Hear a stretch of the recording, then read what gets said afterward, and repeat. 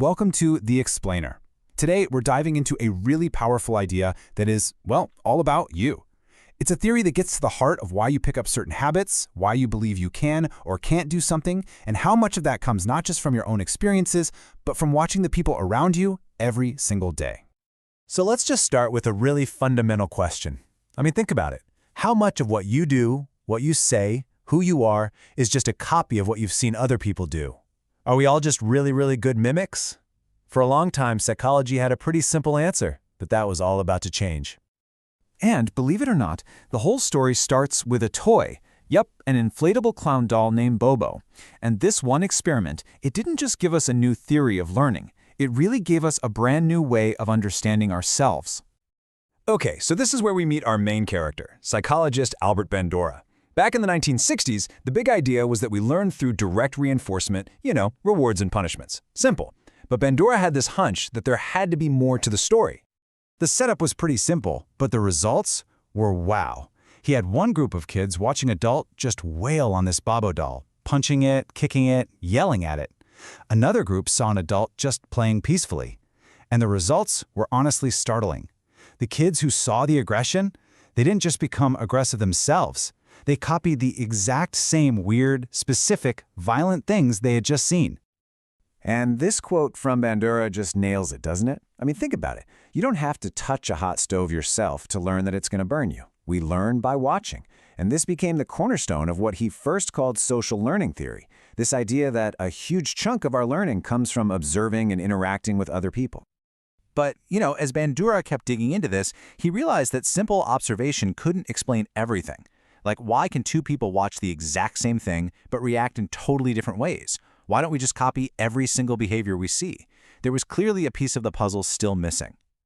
So the theory had to evolve, and you can see this shift over about a decade. By 1986, he realized social learning just wasn't cutting it anymore. He actually renamed his life's work to social cognitive theory. And that one little word he added, cognitive, well, that's the whole ballgame. And there it is, the aha moment. The missing piece was our own minds, cognition. It's that internal filter that processes everything we see. Our thoughts, our beliefs, our expectations, they are what determine whether we copy a behavior, totally ignore it, or actively reject it. This single insight changed everything. This led him to his central concept, reciprocal determinism. Now I know, it sounds a little academic, but the idea is actually incredibly simple and powerful. We used to think of it as a one-way street. The environment shapes us. End of story. Bandura said, no, it's a three-way street. It's a constant, dynamic dance between us and the world. Okay, let's break this down. Imagine you have a belief, a personal factor, that you're just bad at public speaking. So what's your behavior? You stay quiet in meetings.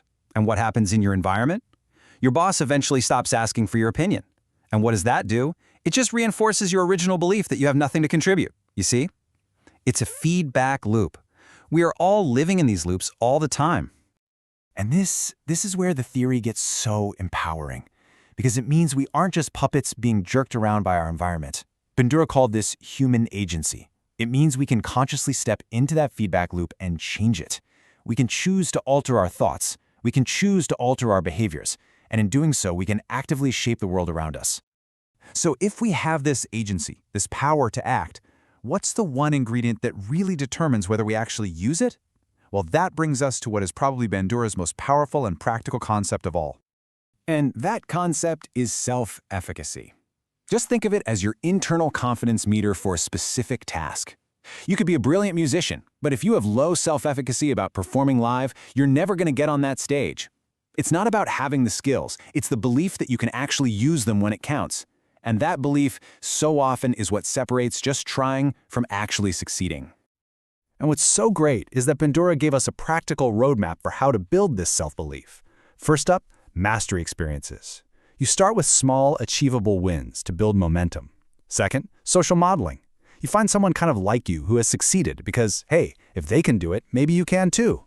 Third is verbal persuasion.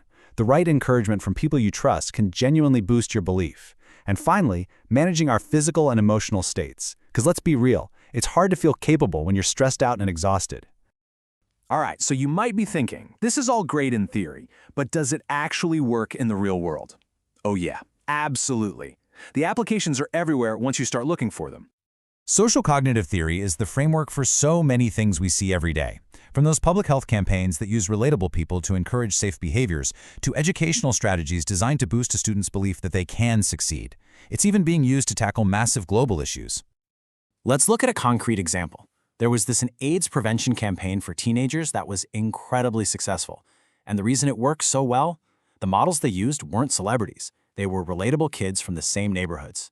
When the teens saw someone they could actually identify with, it boosted their self-efficacy, that feeling of, hey, I can do that too, and made them way more likely to adopt the safe practices. So, what does this all mean for us?